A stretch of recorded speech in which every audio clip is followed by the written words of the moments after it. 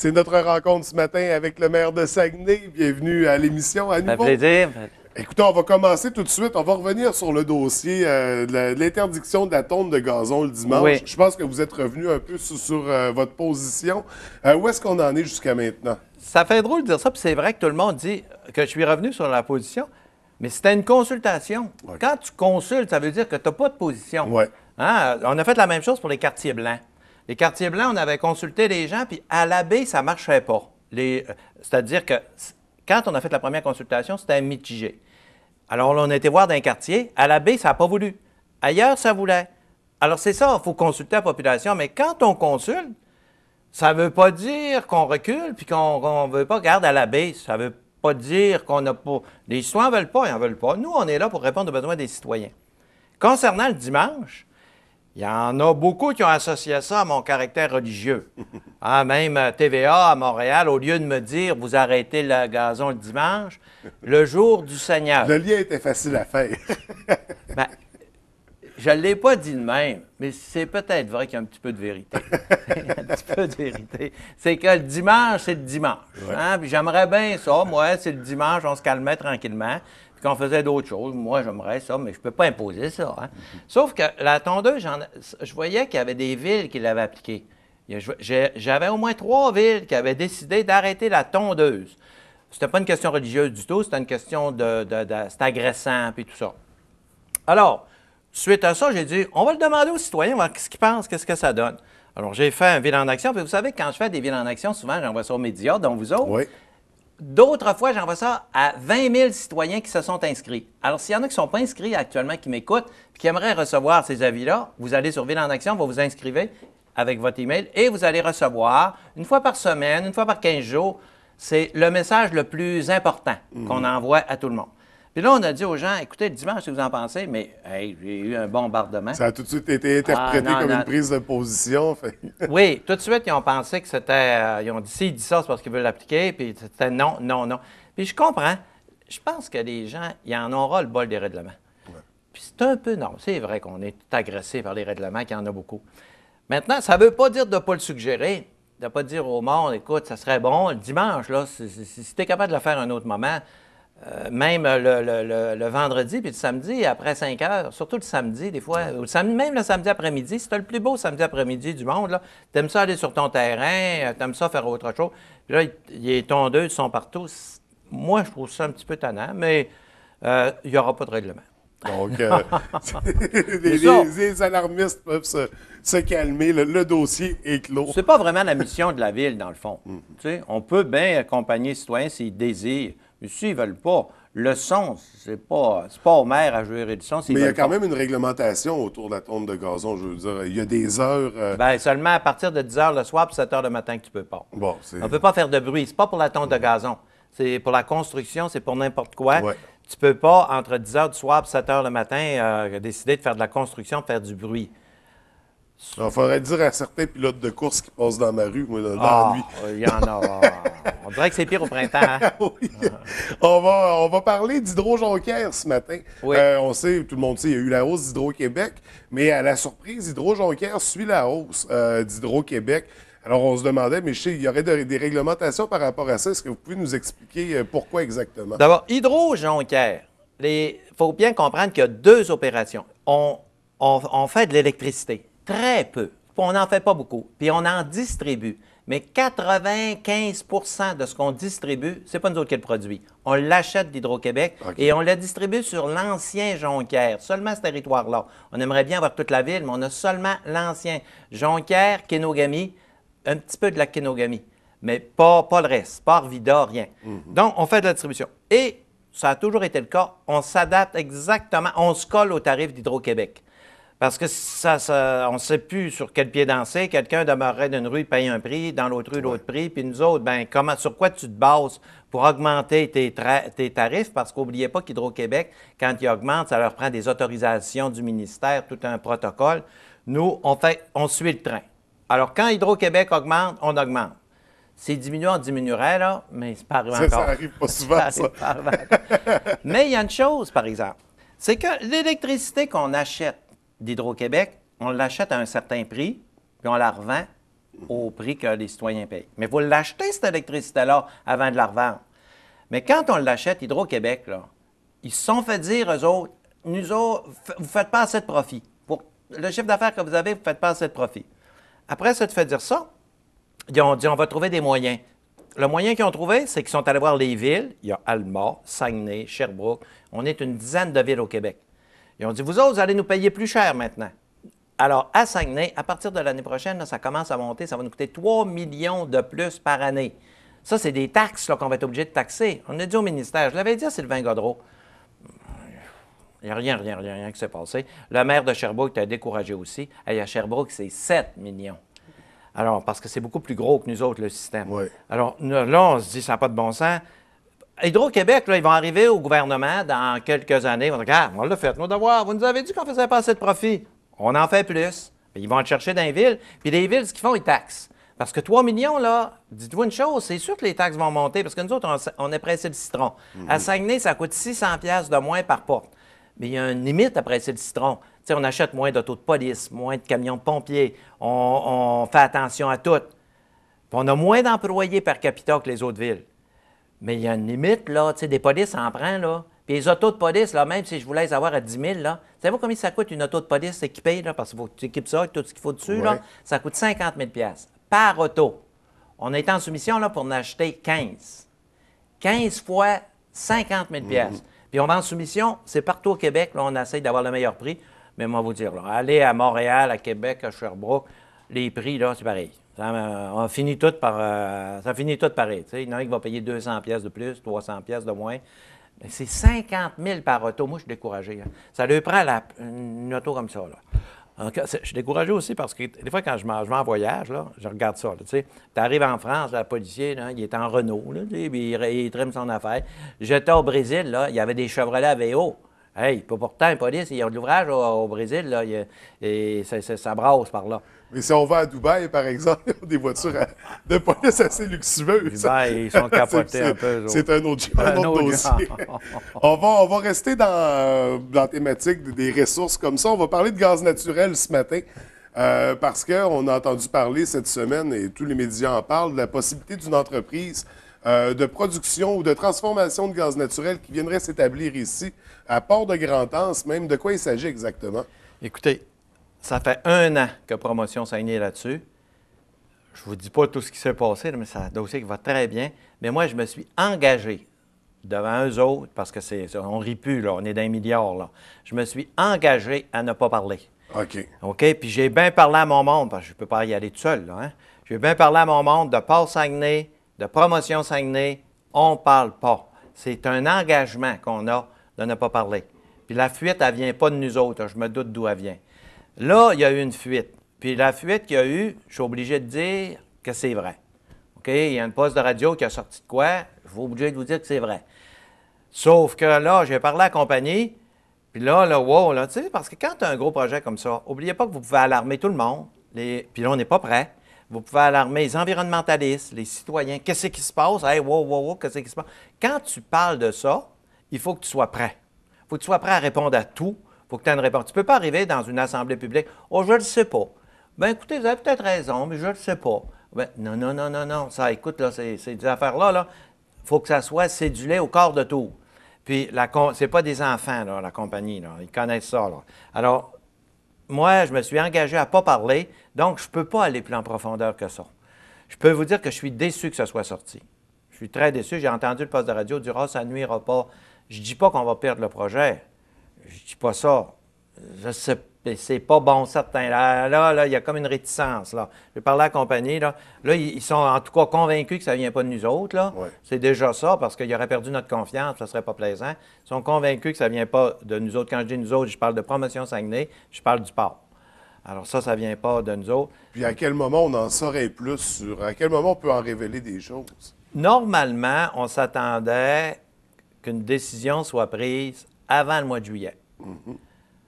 À partir du moment où une décision est prise, ça veut dire... On en parle immédiatement. On en parle. Parce que la décision n'est pas prise non plus. OK. Elle n'est pas prise. Mais Promotion Saguenay, là, écoutez, quand Promotion Saguenay voit une affaire de même, là, les yeux font rien qu'un beau tour. Là, tu dis là, Là, on a une réunion, là, puis là, on s'entend-tu là, que là, il ne faut pas manquer le bateau, que tout soit fait d'une façon parfaite. Il faut répondre à toutes les exigences. Alors, c'est là qu'on est rendu, mais il n'y a pas d'annonce. Puis la compagnie, aussi, je leur ai dit ce que j'allais vous dire actuellement, là, parce qu'ils le savent. Tu sais, parce que là, ils ont dit, le maire va être interpellé. Oui, le maire va être interpellé, puis le maire ne peut pas dire, je parle pas. Tu sais, ça a l'air fou. Alors, il faut que je dise pourquoi je parle pas. Oui. Alors, je ne peux pas parler plus que ça. Donc, on aura l'occasion d'en reparler J'espère. à partir de l'été, peut-être. Inquiétez-vous pas, quand ils vont me donner le go, puis quand ça va être prêt, on est avec eux autres, ça se fait ensemble, ça, là. Quand ils vont dire c'est le temps, probablement, par exemple, si ça se réalise, là, on s'entend bien, que c'est eux autres qui vont faire l'annonce. Ils vont le faire avec nous autres. Mais moi, c'est pas le maire qui va arriver qui va annoncer ça. Moi, s'il y a une annonce, elle va se faire par eux autres. Mais le lendemain matin, je vais être avec eux autres. Là, c'est sûr que. Ouais. Donc, vous allez m'appeler, hein? Oui, certainement. On va poursuivre avec une dernière nouvelle, un sujet d'actualité qui a fait beaucoup jaser. Dernièrement, dans le Progrès dimanche, il y avait un reportage sur les subventions municipales accordées à des événements, des festivals. Ça a soulevé plusieurs questionnements, dont c'est quoi les critères qui déterminent que tel festival a des subventions, mais que celui-là n'en aura pas. Donc, comment la décision est prise pour la Ville? C'est présenté à l'exécutif. L'exécutif analyse certains critères. D'abord, la situation financière. C'est un des critères. Ça ne veut pas dire que c'est mortel comme critère si ça marche pas, mais c'est un critère important. La composition du conseil d'administration. C'est-tu des gens sérieux, des gens qui on a confiance? Ensuite, la pertinence de l'événement. Est-ce que ça nuirait aux autres événements? Mettons que quelqu'un arrive avec un projet aussi bon que la Fabuleuse, mais dans le même genre. Bon, vous pourriez dire, pourquoi lui, pourquoi pas? Bon, parce qu'on a dit non, là, si tu pars, tu vas tuer la Fabuleuse. Avec nous autres, là, t'es aussi bon que lui, mais nous autres, on a trop investi dans la Fabuleuse, là, pour tuer la Fabuleuse. Alors là, on va être moins favorable un peu. S'il ne demande pas de subvention, il a le droit, là. Je veux dire, à donner une subvention, on va être moins favorable. Après ça, si le conseil d'administration, des fois, il y a des points délicats. Des fois, tu as des membres du conseil d'administration à qui on n'a pas confiance. Mais on ne peut pas dire ça publiquement. D'ailleurs, là, demandez les critères de... Vous savez, les subventions sont données principalement par Hydro-Québec en donne beaucoup, l'Auto-Québec en donne beaucoup. Essayez d'avoir le critère, vous les aurez jamais. Vous les aurez jamais. Pourquoi? Parce que ces gens-là se réunissent et ils vont dire, lui, là, on n'a pas confiance. Mais ça ne se dit pas dans les journaux, ça. On n'a pas confiance en lui. Ou les États... Je vais vous donner un exemple d'une subvention qu'on a partie malgré que ça allait à l'encontre de nos critères. Puis ça a été le plus beau succès. Pierre Lavoie rentre dans mon bureau et il demande qu'on parte le grand défi. Il me conte l'histoire du grand défi. Moi, j'écoute ça puis je me dis, c'est capoté ça. Tabarouette, ça marche, c'est magique. Mais hey, c'est tout un événement. Là, laisse-moi penser à ça. Tabarouette. Mais tu sais, Pierre Lavoie, ça a toujours du bon sens. Il est intelligent au bout. Mais là, tu sais, je vais faire le tour de toutes les écoles du Québec. Je vais remplir le stade olympique. Il n'est pas parti encore. Il n'y a pas d'état financier. Le conseil d'administration, il va le former tantôt. Là, ça va à l'encontre de tous les critères. Par contre, tu as Pierre Lavoie devant toi. Là, ce qui a parti ce dossier-là, c'est la qualité, la personnalité de Pierre Lavoie. Ce n'est pas un critère habituellement aussi fort dans un projet. Mais vois-tu comme... Mais on peut tomber sous le charme de quelqu'un puis se laisser emporter dans... Exactement. Donc, ça ne répond pas aux autres critères. Ouais. Mais là, tu te dis... Puis après ça, tu peux te tromper pareil. Là, on aurait pu se tromper. Là. Ça aurait pu être un échec. Sauf que ça fait partie du monde. Tu sais, tu y vas avec le meilleur de ta connaissance. Là, je rencontre l'exécutif. Puis là, je dis à l'exécutif, là, voici ce que Pierre Lavoie. Mais là, Pierre Lavoie, il n'est pas là, c'est moi qui le raconte. Mais tu sais, Pierre Lavoie, là, il a tout un charisme, lui, là. Ouais. Puis il te raconte ça, là, pas de la même chose que je le raconte. Là, les membres de l'exécutif se regardent. Ouais. Et il dit, non. Il dit, si Pierre Lavoie s'en vient ici, là, il va tout vous convaincre. J'ai dit, tu sais, là, moi, je suis peut-être pas capable, parce que là, je n'étais pas aussi enflammé que lui dans ce projet-là. Je n'étais pas capable de répondre à toutes les questions. Finalement, on embarque, puis regarde le succès que ça donne. Souvent, les plus grands succès, c'est des dossiers un peu capotés, là. Ouais. Tu sais, là, c'est ça. Je suis sûr que quand ils sont arrivés avec la Fabuleuse, la première fois, ils n'ont pas jamais pensé que ça ferait le succès que ça fait là. Mais à un moment donné, il faut prendre des risques si on veut qu'il arrive des choses. Puis ça, c'est le rôle de l'exécutif. Donc, on a des critères, oui, mais souvent, certains éléments vont tasser les critères. On va dire, on y va pareil. Et c'est le contraire aussi des fois. Des fois, tu as le plus beau projet du monde. Mais tu dis, lui, là, ça n'a pas de bon sens, là, le conseil d'administration. Tu ne peux pas dire d'une personne qui est malhonnête que tu n'en as pas confiance, ça, mais tu peux le penser, là. Oui. Oui, exactement. Tu peux dire, lui, il a volé là-dedans, là, mais moi, je le sais qu'il a volé. Mais, tu sais. Mais là, faites pas d'association avec rien. Non, inquiétez-vous pas, on fera pas ça, nous, ce matin. Non, mais je dans la tête, là, penser à des affaires. Là. Non, parce que. Puis il y a des dossiers qui ont été retardés dernièrement. Puis c'est pour ça que ça a soulevé un point, ce qu'on n'aime pas non plus. Mais on ne bloque pas un dossier à cause de ça. Le dossier de Robert Hakim, on ne s'en cachera pas, là. Le dossier, c'est Robert Hakim qui met tout ça sur la table. Robert Hakim, là, moi, c'est pas un ennemi pantoute. Puis même que j'ai été accusé d'être son chum. Je ne veux jamais manger avec, là, mais c'est parce que j'étais souvent favorable à ces projets. Sauf qu'à un moment donné, ces projets, cette année, on a décidé de mettre un break à plusieurs projets parce qu'on était un peu trop parti en grand. Puis lui, quand il a vu ça, il a pris les médias. Il est allé dans les journaux, c'est lui qui a fait sortir ces articles-là. Ça, c'est pas une bonne méthode. Ça, là, quelqu'un, quand on lui dit non, qui négocie avec l'exécutif, puis qui dit, c'est bien, je vais aller dans les médias, on fait pas. Moi, je trouve que c'est un peu du chantage, ça. Ça, là, non. Ça, on ne marche pas comme ça. Si tu n'es pas content, alors reviens nous voir. Ça ne veut pas dire une réflexion dans les médias s'il a déjà été annoncé. Tu dis, écoute, je suis déçu. Ça peut arriver. Mais pas non plus trop insister puis dire que la Ville n'est pas correcte en n'accordant pas de subvention. Parce que c'est le seul reproche que je fais à Robert Hakim, là, de ce côté-là. Il y a des projets qui marchent, hein, parce qu'il y a des grandes qualités. Il y a des projets qui marchent, puis la plupart de ces projets marchent très bien. Puis, j'ai rien contre lui, sauf que je me dis, là, c'est un peu fort, là, ce qu'il a fait passer dans les médias pour forcer la Ville à lui en donner. Comme, il ne faut pas oublier que les rythmes du monde, là, la Ville, là, elle les gâte sur un moyen temps. On les a gâtés d'une façon exceptionnelle lorsque c'était le 175e. Et tout le monde se dit, bien, nous autres, on a été gâtés l'année dernière, puis cette année, vous nous coupez. On ne coupe pas, c'est que l'année passée, tu as eu un cadeau, parce que c'était le 175e, puis on a amplifié toutes sortes d'affaires. Prenez les grandes veillées ici. C'est extraordinaire, hein? C'est extraordinaire. Bon, on a été coupé un petit peu aussi, mais ils ne chialent pas. On s'entend très bien. Ils savent, on n'est pas une banque à Python non plus, à un moment donné, là. Puis quand tu as ces données trop facilement, bien, on voit ce qui arrive. Non. Il faut respecter certains critères. Puis je pense que la Ville, on s'était laissé aller un petit peu. C'était trop généreux. Puis pour terminer très rapidement, parce que là, on n'a plus de temps, je vais juste faire un petit retour. Où est-ce qu'on est avec le dossier de la prière? Bon, le dossier de la prière, ça va bien. Moi, vous le dire bien franchement, là, il rentre à peu près 500$ par jour encore. C'est pas pire. Mais on n'a pas assez. Là, on a 75 000. Ça nous prend 125 000.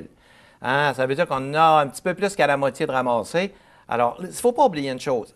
Si on perd en Cour suprême, c'est la Cour suprême, ça veut dire que tu décroches les crucifix dans tous les hôtels de ville du Canada. Ouais. À moins que le tribunal de la Cour suprême dise que c'est seulement le Québec. Mais les avocats, ils disent probablement qu'ils vont dire le Canada. Il y a 1100 hôtels de ville au Québec seulement. Puis on arrête la prière. Alors là, les autres religions, mais nous autres, là, on n'a plus le droit de faire notre prière de 20 secondes. Je trouve que c'est brimer notre liberté, puis c'est très important ce qu'on est après vivre là. Qu'on soit croyant, qu'on ne soit pas croyant, on ne sait jamais demain si on le deviendra. Il y a des gens qui sont croyants aujourd'hui qui ne seront plus demain. Ouais. Si vos enfants sont croyants, n'oubliez pas qu'ils n'auront pas le droit, les autres non plus. Puis la crucifix, il va falloir l'enlever. Là, tu prends le crucifix, là, mets dans le tiroir, tu ne le remets plus. Puis la Cour suprême, c'est pour 100 ans. Je pense qu'on n'a pas pris conscience assez de notre liberté qui est brimée.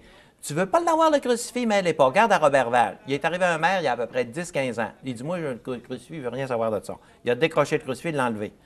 Il a le droit. Il a le droit. La ville était d'accord, le conseil était d'accord. Mais si cette année, il y a un nouveau maire, puis il dit, moi, je le remets, il a le droit. Il faudrait qu'il ait le droit. Là, on n'aura plus le droit, là. Puis si tout le conseil unanimement dit, nous autres, on veut un crucifix, plus le droit. Puis s'il dit, tout le conseil unanimement dit, nous autres, on aimerait faire notre signe de croix avant l'Assemblée. Tout le conseil, unanimement, sont d'accord. Il n'aurait plus le droit de le faire. Là, à un moment donné, notre liberté de catholique, on crache dessus, mais la liberté des autres, allez pas faire ça avec les Autochtones. Moi, je les admire, les Autochtones.